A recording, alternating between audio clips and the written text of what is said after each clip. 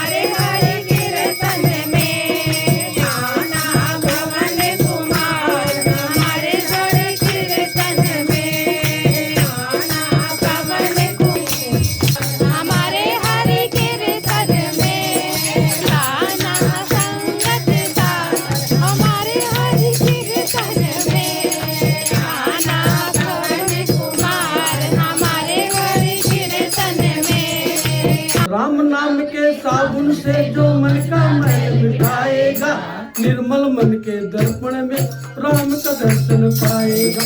निर्मल मन के दर्पण में वो राम का दर्शन पाएगा।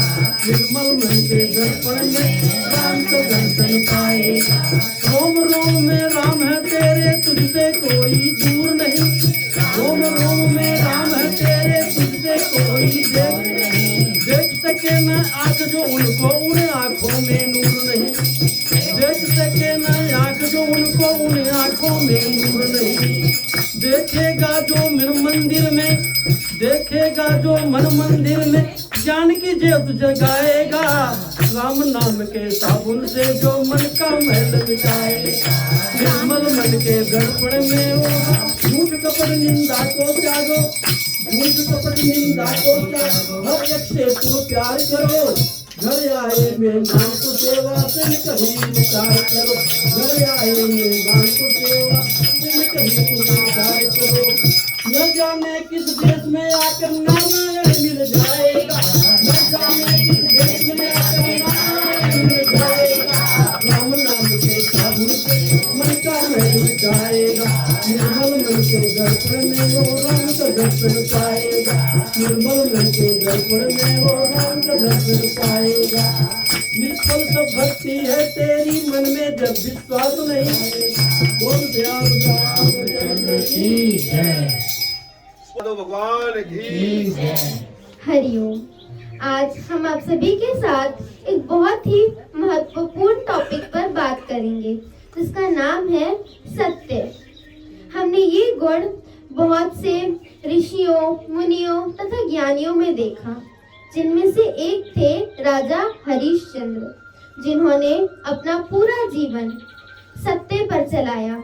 उन्होंने अपनी जिंदगी में झूठ का त्याग किया। गुरु भगवान हमें अपनी रोज की वाणी में बताते हैं कि आपकी जिंदगी में जितना बड़ा त्याग होगा उतना ही बड़ा आपका नाम होगा। अगर कोई हमसे कहे कि आपको आज पूरा दिन सत्य बोलना है, तो हम पहले ये सोचेंगे, अरे यार हम सच पे नहीं चल सकते, क्योंकि हमें बहुत सारी चीजों में बेईमानी भी करनी होती है। लेकिन अगर हम अपने मन के अंदर एक दृढ़ निश्चय और दृढ़ संकल्प लेकर चले कि हमें आज पूरा दिन सत्य बोलना है, हमें पूरा दिन सच पर चलना है, तो हम जरूर सत्य पर चलेंगे और सत्य बोलेंगे, क्योंकि हमारे अंदर एक कॉन्फिडेंस होगा कि हाँ मैं सच बोल सकता हूँ। तो हरिश्चंद्र ने भी यही किया। उन्होंने ये सोचा कि मैं कहते हैं मुझे पहले कर दो, तब मैं इसका अंतिम संस्कार करूंगा। राजा हरिश्चंद्र की पत्नी अपनी साड़ी उतारती हैं और उस कर का वसूल करती हैं। उसी समय विश्वामित्र वहां दौड़े दौड़े आते हैं कि कहते हैं कि अब तुम्हारी परीक्षा खत्म हुई, अब तुम आगे बढ़ चुके हो। अब हर भक्त के जीवन में परीक्षा आती ही आती है, चाहे कुछ भी हो जाए। हमने इस वाणी से बहुत सी चीजें सीखी। पहली चीज हमने सीखी कि हमारी जिंदगी में जितना बड़ा त्याग होगा उतना ही बड़ा हमारा नाम होगा।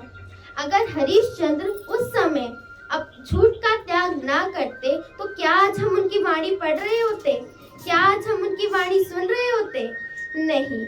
हमने दूसरी चीज सीखी कि आपके जीवन में अगर एक दृढ़ संकल्प और दृढ़ निश्चय है तो आप किसी भी मुकाम तक आसानी से पहुंच सकते हो। जिस प्रकार राजा हरिश्चंद्र ने अपने मन में एक दृढ़ संकल्प और दृढ़ निश्चय लिया कि वो अपनी पूरी जिंदगी सत्य पर चलाएंगे, तो उन्होंने अपनी पूरी जिंदगी सत्य पर चलाई। और तीसरी चीज हमने ये सीखी कि हर भक्त के जीवन में परीक्षा का आना तय है। हरिओम। वाणी के 5वें दिन कृष्ण भगवान की लीला और मस्तियों के बारे में बातें चल रही थी। वहाँ पर एक गंवार व्यक्ति आया तो वो सोचने लगा कितना मासूम बालक है ये। कृष्ण नाम भी बहुत सुंदर है इसका, काश ये मेरे पास होता। तो तो गंवार व्यक्ति तो होता है पर व्यक्ति अच्छा होता है। उसके घर वाले उसका ज़्यादा ध्यान भी नहीं देते थे, तो उसने सोचा कि मैं वृंदावन जाऊंगा और एक गैया चराता है ना, मैं गैया चराऊंगा, इसे नहीं चराने दूंगा, थक जाता होगा, कोई सोने भी नहीं देता उसे। तो वो जाता है, वहाँ पर उसे एक साधु मिलते हैं वृंदावन में। तो वो साधु से पूछता है, कहाँ है कृष्ण, कहाँ है बलदाऊ, मुझे उनके पास जाना है, मुझे उनसे बात करनी है, बताओ उनका पता, गौशाला कहाँ है। तो वो कहते हैं, साधु सोचता है कि गौशाला तो मेरे पास भी है, क्यों ना मैं से ही काम करवा लूँ गैया चरवाने का। तो वो अपने गौशाला में ही उससे गैया चरवाते हैं। तो जब वो सुबह काम करता उसके लिए भोजन आ जाता। दूसरे दिन जब वो काम करता उसके लिए भोजन नहीं आया। उसने सोचा कि भाई मेरे लिए भोजन क्यों नहीं आया। चलो फिर वो कहता है कोई बात नहीं, मैं अपने काम पे ध्यान देता हूँ, क्या पता वो गैया चराने आ जाए दोबारा। तो वो गैया चरा रहे होते हैं। वहाँ पर एक मासूम बालक और कोमल मुस्कुराते हुए आता है। तो वो उसका रूप देख के वो व्यक्ति मोहित हो जाता है। वो कहता है कितना सुंदर बालक है ये। तो वो समझ जाता है पक्का ये कृष्ण ही है। तो वो कृष्ण को थोड़ा डांटता है, कहता है कि तुमसे मैंने मना की थी ना गैया चराने मत आना, फिर भी तुम गैया चराने आए और मेरे यहाँ तो भोजन और लाए हो, जाओ यहाँ से। तो वो व्यक्ति डांट करके भगवान को वहाँ से भगा देता है। तो जाते जाते उनकी चुन्नी गिर जाती है, तो वो चुन्नी उठा के संभाल के रख लेता है। अब वो जल्दी जल्दी गौशाला में जाके गायों को बांध के वहाँ से साधु के पास निकल जाता है। तो साधु से कहता है, हे महात्मा जी, मैंने आपसे मना किया था ना कि कृष्ण को मत भेजना गैया चराने के लिए, फिर भी आपने भेजा और उसके हाथ तो भोजन और भिजवाया। तो वो कहते हैं कैसी बातें कर रहा है तू, मैंने कब भिजवाया। तो वो कहते हैं तो अगर आपने नहीं भिजवाया तो उसकी चुन्नी कहाँ से गिरी। तो वो जो साधु होते हैं उसके हाथ जोड़ लेते हैं और वो समझ जाते हैं कृष्ण का सच्चा भक्त है, तो इसे मेरे पास नहीं गौ साई जी के पास रहना चाहिए। तो वो गौ साई जी के पास फ़ोन करता है। तो फ़ोन पे बात करते करते गौ साई जी पूछते हैं कि ये व्यक्ति क्या काम कर सकता है। तो वो कहते हैं कोई छोटा मोटा काम दे दीजिए। तो जब वो कहते हैं तो वो साधु उनके पास पहुंच जाते हैं। फिर वो दोबारा पूछते हैं व्यक्ति क्या क्या काम कर सकता है। वो दोबारा कहते हैं कि छोटा मोटा काम दे दीजिए। फिर वो साधु कहते हैं एक बात और बता दूं, पर ये कृष्ण का सच्चा भक्त है, इसका ध्यान रखना। गौ साई जी उसके लिए भोजन भिजवा देते थे। तो वो खाना खा लेता था और उन्हें कही थी कि इसे बांके बिहारी मंदिर की चौकीदारी करनी है। तो वो चौकीदारी करता, भोजन आता था, खा लेता था। तो एक दिन वो रात में वहाँ पर एक कोमल मासूम बालक निकल के जा रहा था। फिर वो उसका रूप देख के मोहित हो जाता। तो उस बार बार समझ जाता था कि पक्का ये कृष्ण ही है। तो वो पूछता है अब कहाँ जा रहे हो कृष्ण। तो वो कहते हैं मैं नदी बन जा रहा हूँ। वो कहता है क्यों। कह रहे मैं अभी ऐसे ही जा रहा हूँ। तो वो कहते हैं नहीं नहीं, मैं तुम्हारे साथ चलूँगा, क्योंकि तुम इतने कोमल और मासूम बालक हो, तुम्हें कोई लूट ले जाएगा, चलो मैं तुम्हारे साथ चलता हूँ। तो वो व्यक्ति कृष्ण भगवान कहते हैं चलो मेरे साथ चलो। जब वो रिद्धिवन पहुँचते हैं तो कृष्ण कहते हैं कि तुम बाहर ही खड़े रहना, क्योंकि मैं अंदर अभी कुछ काम करूँगा, जब तक सुबह ना हो जाए और जब तक मैं ना आऊँ तब तक यहाँ से हट मत जाना। आज तो गए हो तुम, तो प्लीज़ हट मत जाना। तो वो हटते नहीं हैं। वहाँ पर बहुत निधिवन में बहुत प्यारी और मीठी बांसुरी की धुन बज रही थी। तो उसे इतना आनंद आया, वो अंदर ही चला गया। उसने देखा कि कृष्ण तो अभी अपनी लीलाओं में व्यस्त है, चलो मैं बाहर चलता हूँ। नाचते नाचते कृष्ण की माला टूट जाती है। तो जब वो एक एक माला का मोती संभाल के रख लेता है और जोड़ देता है। तो कृष्ण भगवान वहाँ से आते हैं निधिवन से रास रचा के। तो वो व्यक्ति पूछता है एक बात बताओ, तुम सुबह तो दर्शन के लिए खड़े रहते हो, रात को सोते नहीं हो, रासलीलाओं मचाते हो, कमजोर हो जाओगे तुम, सोओगे कि नहीं। तो वो मुस्कुराते हुए वहाँ कृष्ण भगवान चले जाते हैं। तो जब वो चले जाते हैं वहाँ पर 15-20 मिनट बाद गौ साई जी आ जाते हैं।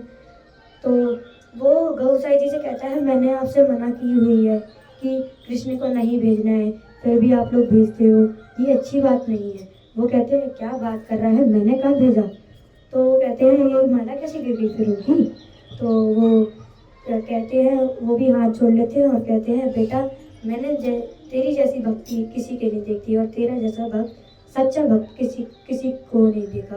कहानी का अर्थ आता है भगवान पे विश्वास करते हो तो सच्चे मन से करो और भगवान को अपने अंदर प्राप्त करो। हरि ओम। आने की जय, राधे रानी की जय, गुरु भगवान की जय, गुरु माता की जय, सर्व संगत भगवान की जय। गोपी जब कृष्ण से मिलती थी, गोपियां जैसे पनघट पे जाती थी तो रास्ते में कृष्ण मिलते हैं तो वो अपना एक भाव प्रकट कर रही हैं कृष्ण को देखकर।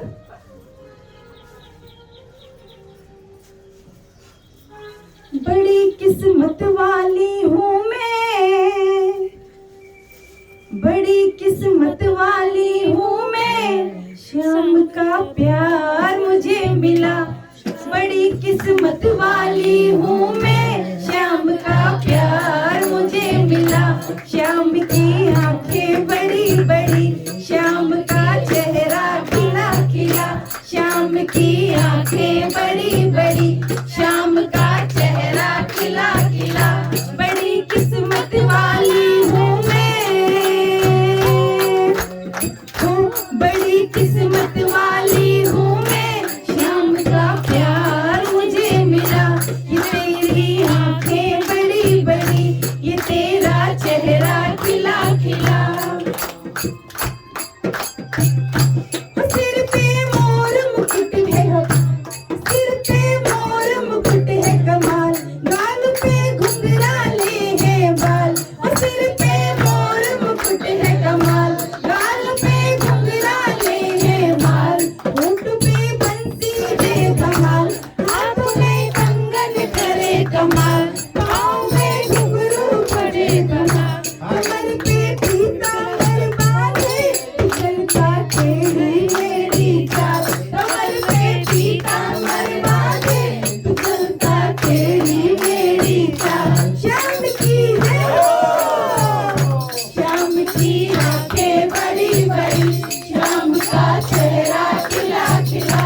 श्याम की आंखें बड़ी बड़ी, श्याम का खिला। श्याम की आंखें बड़ी बड़ी, श्याम का चेहरा खिला खिला। श्याम की आंखें बड़ी बड़ी, श्याम का चेहरा खिला खिला। ऐसा इसलिए मनाया जाता है कि जब हमें आज़ादी मिली थी 15 अगस्त 1947 को, तो हमें आधिकारिक रूप से आज़ादी नहीं मिली थी, क्योंकि उस समय तक हमारे पास हमारा कोई संविधान नहीं था, कोई विधान नहीं था हम किस तरह से अपने देश को चलाएं। तो बाबा साहब अम्बेडकर की अध्यक्षता में एक कमेटी गठित की गई और यह कमेटी ने 2 साल 11 महीने 18 दिन में अपनी रिपोर्ट सौंपी और जिसका एक संविधान के रूप में वह किताब बनकर तैयार हुई। और उसके सारे विधान कैसे हैं, हमें समता का अधिकार, मौलिक अधिकार, सारे अधिकार उसमें बने थे और वो अधिकार हमें दिए गए हैं। तो 26 जनवरी बाबा अम्बेडकर का इसमें बहुत बड़ा योगदान है। हमें किस तरह से, हमें हमारा क्या अधिकार है, हम जो यहाँ बैठे हमारा क्या अधिकार है, हमारा मौलिक अधिकार है हमें बोलने की, अभिव्यक्ति स्वतंत्रता कि हमें क्या बोलना है, उसमें किसी कोई बाधा नहीं है, लेकिन हमें एक दायरे में ही बोलना है। इसमें क्या कि इसके कई सदस्य थे। इसके सबसे बड़ी बात कि जब ये संविधान बना, यह हमारे कई देशों के संविधान को मिलाकर बना है। हर देश से जो अच्छाइयाँ थी उसको ले लिया गया और जो उसकी बुराइयाँ थी उसकी छोड़ दिया गया। और यह संविधान जब पास हुआ तो जब यह हिंदुस्तान में भी इसका टाइप नहीं हुआ था, ये अमेरिका में टाइप हुआ था। तो वहाँ गए थे राजेंद्र प्रसाद, पंडित जवाहरलाल नेहरू, डॉक्टर अंबेडकर, तो वहाँ एक प्रति जो है यही भूल गए थे, एक प्रति यही भूल गए थे। तो राजेंद्र प्रसाद ने कहा मुझे वह याद है एक एक अक्षर, लेकिन कोई टाइप करने वाला कोई मिले तो वह यहाँ लिखा जा सकता है। तो ऐसे थे बाबा साहब अम्बेडकर, जिन्होंने स्वीकार किया कि आप बोलिए लिखूंगा मैं। उन्होंने उस प्रति को जैसे उन्हें बताया वैसे उन्होंने उसको ट्रांसलेट करके उसको टाइप करके दे दिया, और वह हमारा संविधान पूर्ण हुआ। और वह 26 जनवरी 1950 को एक गणतंत्र के रूप में लागू हुआ। तभी से हम एक गणतंत्र दिवस मनाते हैं। 26 जनवरी 1950 को ये लागू हुआ था, तभी से हम यह गणतंत्र दिवस मनाते हैं। उस पर एक कविता में सुनाता हूँ आप लोगों को। बतलाया भारत का गणतंत्र अनूठा, सारे जग को बतलाया। पराधीन भारत माता से, पराधीन माता ने जग के लिए अगड़ाई थी। वीरों की टोली शीश चढ़ाने आई थी, वीरों की टोली शीश चढ़ाने आई थी। आजादी की जंग चली जब देख फिरंगी घबराया, आजादी की जंग चली जब देख फिरंगी घबराया। भारत का गणतंत्र अनूठा, सारे जग को बतलाया। भारत का गणतंत्र अनूठा, सारे जग को बतलाया।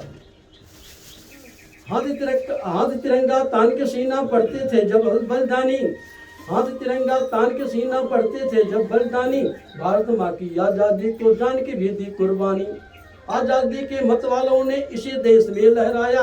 भारत का गणतंत्र अनूठा, सारे जग को बतलाया। सशक्त नमन है उन वीरों को, सशक्त नमन है उन वीरों को, आजादी थी दिलवाई। फांसी के फंदे पर झूले, सीने पर गोली खाई। फांसी के फंदे पर झूले, सीने पर गोली खाई। कितने अत्याचार सहे थे जेलों में जब ठुसवाया, कितने अत्याचार सहे थे जेलों में जब ठुसवाया। भारत का गणतंत्र अनूठा, सारे जग को बतलाया। जाति धर्म का भेद न सबको समता का अधिकार है, जाति धर्म का भेद न सबको समता का अधिकार है। मौके सबको मिले बराबर, कोई नहीं लाचार है। अनुपम संविधान है अपना, किसको हमने अपनाया, अनुपम संविधान है अपना, जिसको हमने अपनाया। भारत का गणतंत्र अनूठा, सारे जग को बतलाया।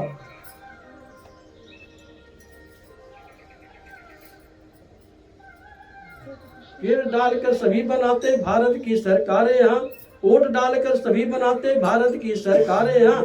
जनता सर्वोच्च यहाँ पर नेता चौकीदार यहाँ, नेता है सर्वोच्च यहाँ, नेता चौकीदार यहाँ।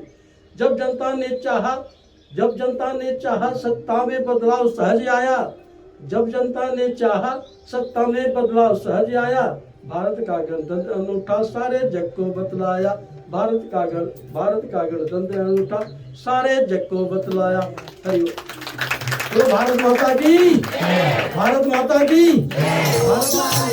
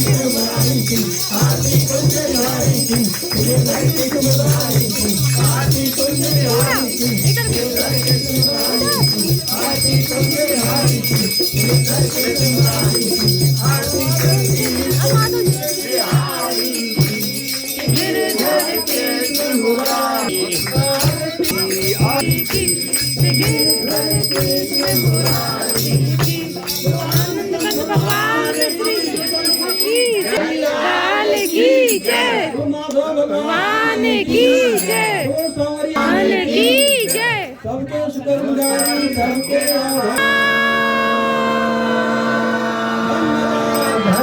धन्यवाद। दुनिया में खुश है। सत्संग जिंदाबाद, जिंदाबाद, सत्संग जिंदाबाद, सत्संगी जिंदाबाद, सत्संगी जिंदाबाद, सत्संगी जिंदाबाद। धन्यवाद धन्यवाद। शुक्रिया शुक्रिया धन्यवाद धन्यवाद शुक्रिया शुक्रिया